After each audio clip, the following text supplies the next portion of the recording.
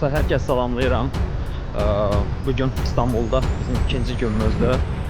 4 aprel, yəni dünənki gündə biz Tesla Türkiyənin açılışına gəlmişdik. Bugün artıq 5 aprel və bu günlərə oteldən ayrıldıq indi. Zorlu Center'a gedirik və Zorlu Center'da TOG deneyim mərkəzi var. Gedirik hazırda TOG deneyim mərkəzinə və TOG avtomobillərini çəkib sizə göstərəcəm mən. Orada həm avtomobillərin qiymətləri, həm orada simulatorlar var, simulatorlarla bağlı məlumatlar və avtomobilin funksiyaları, salon detalları və bir çox məlumatları bunu öyrənmək olur. Belə davam edək. Əslində qaldıyıq. Qaldığım yerindən, çünki qaldığım yeri belə seçmişdim ki, rahat şəkildə TOG deneyim mərkəzinə piyada məsafə ilə gedə bilir.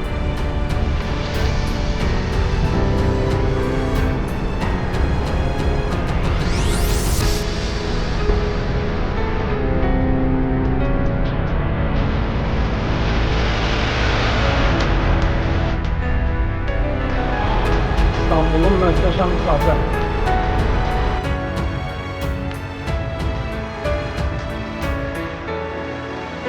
Dostlar, gəlmişik Zorlu Center'dəyik hazırda və qarşımızda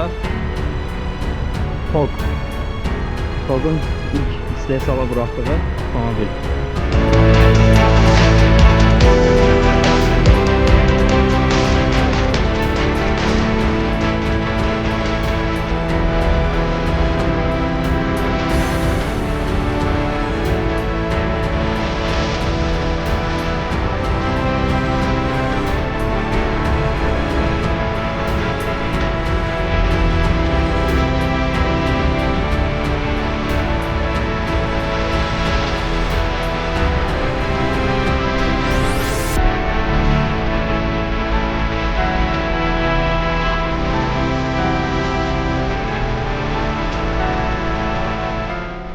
Dostlar, gəlmişik artıq. Hazırda Zorlu Center'dayıq. Mən sizə burada TOG'un ilk satışa buraxdığı T10X avtomobilini göstərmək istəyirəm. Avtomobil ən full paket olaraq burada sərgilənir və bura TOG deneyim mərkəzidir. Avtomobilə baxmaq istəyən hər kəs yaxınlaşıb buradan baxa bilir. Gəlin, mən sizə avtomobilin salonunu göstərmək istəyirəm. Avtomobilin salonu həqiqətən çox möhtəşəmdir. Burada yumşaq plastiklərin işləmələri var, dəri işləmələri var və qapının buçkasının bu formada dizayn edilməsi və kilit sisteminin də burada gizlədilməsi çox maraqlı görünür. İçəriyə daxil olsaq, avtomobildə çox böyük bir displey var. Çox böyük bir displeydir. Həqiqətən. Baxın, displey davam eləyir axıra qədər. Burada hazırda indi bir film qoyublar, animasyon qoyublar. O davam eləyir. Və burada da idarə etmə paneli var. Bu həm də yəni sensordur. Burada da funksionallıqlardan istifadə etmək mümkündür. Baxın, burada da bizim sürətlər panelimiz var. Sürətlər panelində adaptiv hız sabitləyici, adaptiv avtopilot və hətta sürətləri göstərir, işarələri göstərir. İşarələri göstərməyi də quraşdırmaq olur. Burada bizim belə bir sensorumuz var. Bu sensor bizim sürücü sensorumuzdur ki, bizim izləyir, bizi daimi olaraq izləyir. Həm yuxumuz gələrsə, həm misal üçün sürücünün halı pisləşərsə, bütün məlumatları, bütün dataları özündə birləşdirir. Yuxarıda bizim panoramik tavanımız var. Bu panoramik tavan açılmır, ancaq onun burada bir pərdəsi var. O pərdə bağlanır. Pərdə də nazik pərdə olduğu üçün günəş işığını keçirmir, ancaq işığı da özündə udmur. Yəni salonun fərahlığı üçün düşünülüb bunu eləyiblər ki, salon fərah olsun. Burada sükanın üzərində bizim belə bir TOG logomuz var və bu sırf olaraq sensordan ibarətdir. Çox maraqlı görünür bu sensor olması. artırıb azaltma. Hazırda yəni animasiya rejimində olduğu üçün bunlar hazırda işləmir. Start stopumuz buradadır. Yəni ümumilikdə bu hissə sensor olsa da bizim əsas demək olar ki, idarə etmə panelimiz və bizim kondisioneri idarə etməyimiz, avtomobildə üst pərdələrin idarə edilməsi, hər şey demək olar ki, buradan həyata keçirilir. Və bu da bizim belə bir sürətlər qutusu başlığımızdır. Burada biz telefonu şarj edə bilərik. Təmassız şarjdır. Yəni biz belə də bunu yoxlayarıq. Görək aktivdirsə yığacaq. Yəqin ki, söndürüblər. Ola bilər ki, söndürüblər. Çünki burada da işarə var. Təmassız şarjla bağlı işarə var. Ola bilər ki, söndürüblər hazırda. Yəni bu deneyim mərkəzi olduğu üçün. Və bizim burada maraqlı belə bir dizaynlarımız var. Bu hissə çox maraqlı işləməklə plastikdən hazırlanıb, ancaq çox maraqlı taxta effekti verilib avtomobilə və yumşaq dərimiz var burada. Sürətlər qutusu tormuzu bastığımızda, çevirdiyimizdə avtomobil hazırda aktiv vəziyyətdədir, ona görə heç nə eləmək istəmirəm. Çevirdiyimizdə artıq bu aktivləşir və burada biz bununla da joystick vasitəsilə də idarə edə bilərik. Burada belə ikili orta konsolumuz var. Kiçik bir cibdir. Həmçinin bu səhv eləmirəmsə soyuducu da olmalıdır içəridə, çünki soyuducu funksiyası görə bilirik və Type-C 2 ədəd port var orada. Yəqin soyuducu kimi istifadə etmədikdən onu Type-C kimi istifadə edə bilirik. Və burada bizim belə bir cibimiz daha var. İşıqlı olduğu üçün daha rahat sənədləri filan. Yəni Glowbox belə desək. Ümumilikdə burada da bir ədəd kameramız var və bizi salonu ümumi çəkilişini eləyən bir kameradır və işıqlarımız da buradan idarə olunan işıqlardır. Və SOS. Onu da deyim ki, avtomobildə xəritə ümumilikdə tam olaraq Türkiyənin xəritəsi daxil edilib, pullu yollar hamısı göstərilir, tıxaclar göstərilir və ödənişli yolların da nə qədər ödənişli olduğu hər biri qeyd olunur. Gəlin mən sizin də arxanı göstərim. Artıq gün təzə başlayıb, ziyarətçilər gəlməyə başlayıb. Gəlin mən sizə arxamı da göstərim. Arxası bu formada. Baxın. Yəni avtomobilin şüşə çərçivələrinin bu formada olması salonun daha səssiz olmasına imkan verir. Burada da bizim belə bir işləmələrimiz var. Səs sistemi, meridian səs sistemidir və arxa çox genişdir, həqiqətən. Burada arxa üçün oturacaq qızdırıcıları və Type-C çıxış. Diqqət edəcək və panoramik tavan arxa baş hissəsinə qədər gəlir çıxır. Bu fərrahlıqdan istifadə edə bilirik. Bunu biliyoruz. Ama peki parça olarak yüzde şu kadarı bizim və rəngi hazırda sərgilənən rəng bu formadadır. Tam göy də demək olmaz buna. Bir növ işığa tutduqda yaşıl çalarlarla birlikdə dəyişən bir rəngdir. Aerodinamiki belə bir diskimiz var. 19'luq diskdir və TOG imzalı belə bir LED arxa işıqlarımız və son dönəmlərin dəbi stop davam edir, dayanmır. Aşağı hissədə də bizim duman əleyhinə işıqlarımız var. Arxa bagaj avtomatik açılan bir bagajdır. Çox sürətli açılır, yəni gecikmə olmur. Belə bir pərdə açırıq. Və arxada biz yüklərimizi qoymaq üçün, asmaq üçün dağılmasın deyə belə bir tutacaqlar düzəldiblər və 12 volt çıxışda yerləşdiriblər ki, arxa bagajda hər hansı bir cihazlardan istifadə etmək olduqda bizə rahatçılıq olsun. Və yalnızca burası bu formada açılır. Səhv eləmirəmsə. Aha. Və Type-2 belə bir uzadıcı Avropa standartı olduğuna görə avtomobil Type-2 uzadıcı təqdim olunur. Həmçinin avtomobilin öz şarj burada yoxdur. Avtomobilin öz mobil konnektor şarj cihazı da təqdim olunur. Burada bizim belə bir təkər dolduran nasosumuz və mayyəmiz var ki, avtomobili təkərində hər hansı bir nasazlıq olarsa biz bundan istifadə edə bilərik. Oturacaqlarımız açılır. Arxa oturacaqları açıb bagaj həcmimizi biz böyüdə bilirik orada. Və avtomatik olaraq da bağlanan bagaj.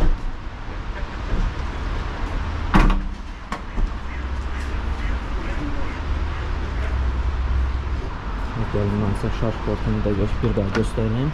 Burada bizim belə bir şarj portumuz var. Gördüyünüz kimi Type 2 başlı və CCS 2 300 kW-a yaxın avtomobili rahat şəkildə şarj edə bilərik. Hardasa 15-20 dəqiqəyə avtomobilimiz tam şarj olur. Avtomobilin qabaq hissəsi açılmır, istifadəçilər tərəfindən qabaq hissə açılmır. Avtomobilin ön fənərləri bilet adaptiv faralardır və aşağıda duman əleyhinə bizim faramız və belə bir gündüz işığımız var.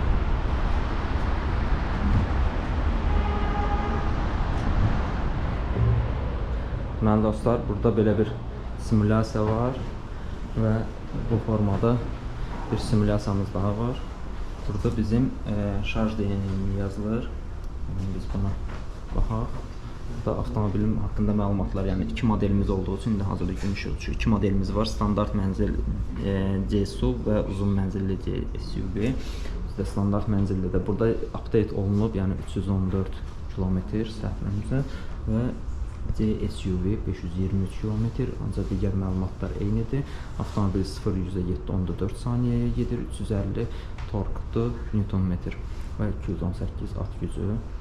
Gəlin mən formada göstəreyim. Biz sonrakiyə bastığımızda bu formada bizə məlumat çıxır. Deməli, burada bütün Türkiyə ərazisində olacaq bütün stansiyaları göstərir. Qeyd edilin, ağları, baxın, ağlar hamısı sonradan quraşdırılacaqdır. Ağlar fikir versəz quraşdırılıb artıq. Burada kilometraja görə siz hesablaya da bilirsiniz. Avtomobilin 300 km ərazidə qeyd eləsək, burada şəhərləri qeyd eləyə bilirik ki, hansı şəhərlərə getmək istəyiriksə, Bodrum qeyd eləsək, bizim naviqasiyamız hazırlanır. Deməli, 100%-lə avtomobili yola çıxırıq, gəlirik 2 yerdə şarj edirik və Bodruma çatırıq. Burada artıq standart mənzilli C-SUV modeli ilə, yəni T10X, bu T10X-lə, yəni bu böyük batareyadan, ancaq biz bunun kiçik batareyası ilə yola çıxdıqda bizim burada maliyyətimiz göstərir. Baxın, 1.6 motor benzinli SUV avtomobillə yola çıxdıqda 1233 lira. Bu, onu deyim ki, yalnız yanacaq sərfiyyatıdır, benzindir bu, benzinin qiyməti. Yəni buna təbii ki, başqa rəqəmlər də əlavə oluna bilər, yağ əlavə oluna bilər, yanma şamları, filanlar da əlavə oluna bilər. Ancaq TOG-da, yaxud da elektrik avtomobilində yalnızca elektrik hesablanır, yəni köhnəlmə əmsalı olmadığına görə burada yalnızca səyahət maliyyəti olaraq enerji hesablanır. Təxmini olaraq 7 saat 27 dəqiqə və hər dayandığımızda bu stansiyalarda biz təxmini 20-25 dəqiqə vaxt itirəcəyik. Ümumilikdə 2 dəfə şarja qoyduğumuzda artıq 52 dəqiqə bizim vaxtımız itəcək ümumilikdə.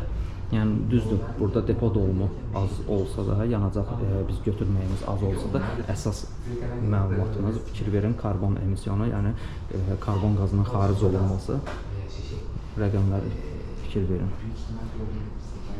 Bu formada yəni biz avtomobili şarj yerini də görə bilirik. Və burada üçlü şarj yeri var.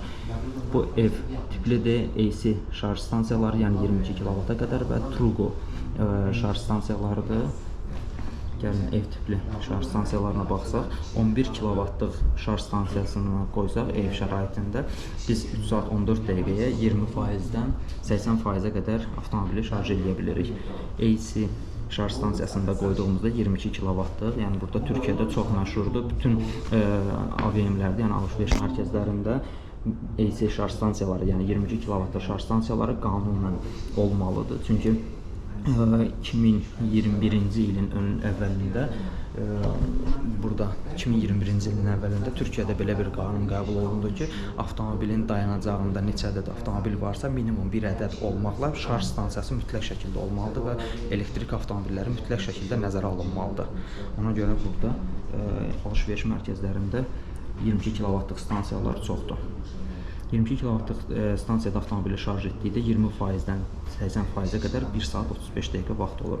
Ancaq Truggo şarj stansiyasında şarj elədiyimizdə isə 180 kilovatlıq şarj stansiyasıdır, supercharger demək olar. 20%-dən 80%-ə qədər yalnız 25 dəqiqə bizə vaxt lazım olar. Truggo şarj stansiyaları ilə bağlı mən aşağıda qeyd eləyəcəm. İndi qiymətləri nə qədərdirsə, tam olaraq detallı yadımda deyil. Burada əməkdaşlar var, onlardan soruşacağım indi.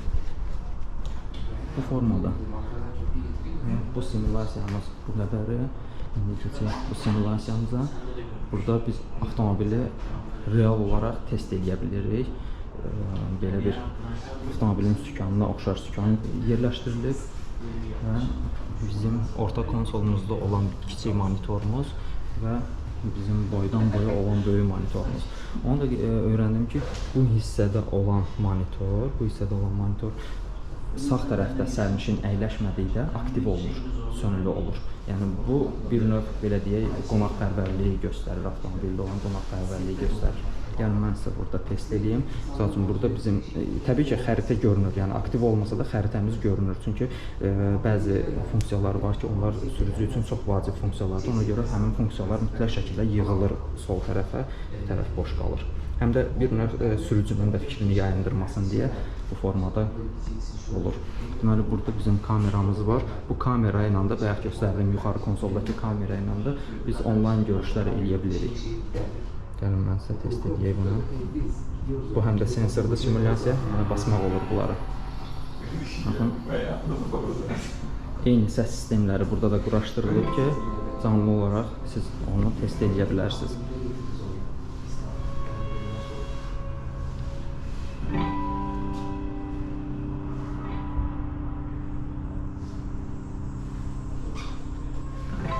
Bu da sensorda görürsünüz. Bu telefonunuzda belə bir burada funksiya var ki, telefonunuzun internet paketi, telefonunuzun sim kartı avtomobilinizə də həmçinin bağlı olur. Ona görə sizin telefonunuz birbaşa olaraq CarPlay və yaxud da hər hansı Android avto ilə olmasa da TOG-un öz daxili sistemi ilə avtomobilə qoşulu olur. Ona görə siz telefonunuzda çox rahat şəkildə burada istifadə edə bilirsiniz. Misal üçün biz burada hava durumuna baxarıq. Gördüyünüz kimi hava durumu məlumatları qeyd olunur real olaraq. Sonra biz kalendardan təqvimdən görə bilirik bütün məlumatları. Və burada biz avtomobilə öz qarajımızın qapısını, avtomobili saxladığımız qarajın qapısını əgər avtomatik qaraj qapısıdırsa, onu əlavə edə bilirik. Baxın, qaraj qapısı açıldı. Və biz misal üçün işə gedirik, ofisə gedirik, qeyd edirik burada və xəritədə canlı olaraq sacları da göstərir və avtomobil yola çıxır. Burada da canlı olaraq xəritədə bütün məlumatlar əks olunur. Xəritə və digər interfeys hamısı TOG-un öz daxili məlumatlarıdır, öz interfeysidir. Yəni Google Map heç birindən istifadə edilmir.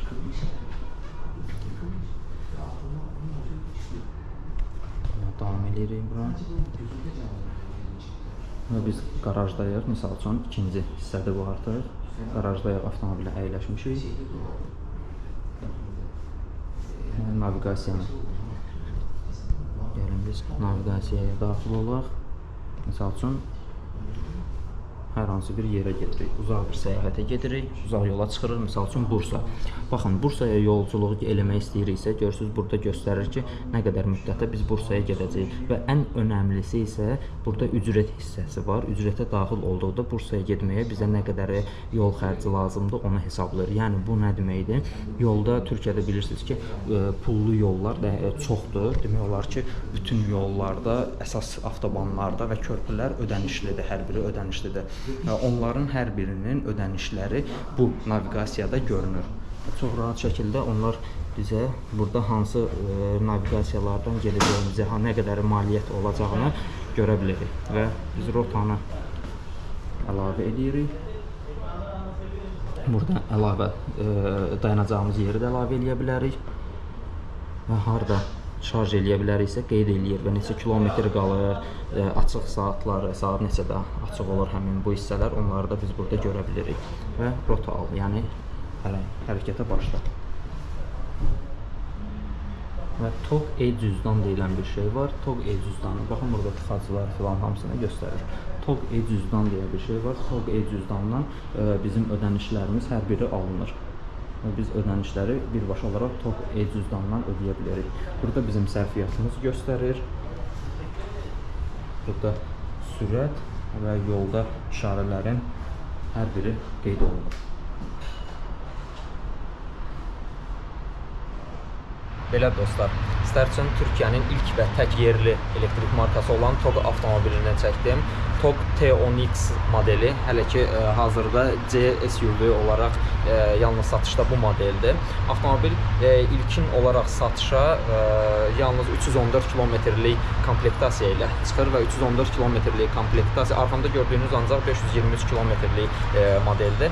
314 kilometrlik komplektasiya təxmini olaraq 955 min liradan başlayır və 1 milyon lira ikinci komplektasiya və növbəti isə 1 milyon 200 min lira olaraq üçüncü komplektasiya, yəni arxamda gördüyünüz komplektasiya olacaqdır. Avtomobil 3 komplektasiyada satışa çıxacaq. Martdan etibarən artıq ön sifarişlər götürülür və təxmini olaraq 200 mindən yuxarı ön sifariş götürüldü.